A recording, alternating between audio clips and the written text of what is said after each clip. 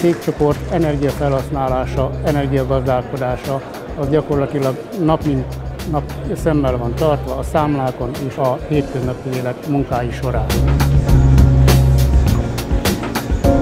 Minden nap a munkánk során azokat a folyamatokat figyeljük, amit gyakorlatilag csinálunk, ami energiafelhasználással jár, ahhoz megpróbáljuk odailleszteni a takarékosságot, tehát legyen a folyamat az energiatakarékos, illetve energiaköltségtakarékos.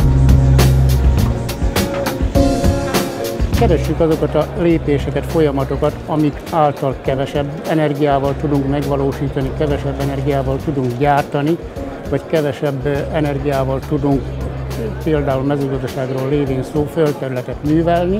A következő lépés az, hogy ha az energiát felhasználjuk, a költsége csökkenjen, tehát a bekerülési értéke az energiának az minél alacsonyabb legyen, ezáltal a termék is kisebb költséggel kerül be, a piacon pedig versenyképesebb lesz. Építettünk egy üzletközpontot, már eleve a tervezés során arra törekedtünk, hogy a hőszigetelés az a lehető legjobb legyen.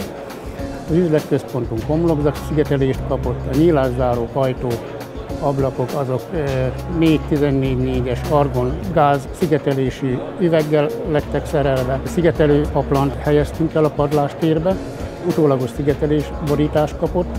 Van lapos tető kialakításunk, ahol egy 700 négyzetméterből gyakorlatilag egy 300 négyzetméteren zöld felületet alakítottunk ki, zöld tetőt alakítottunk ki.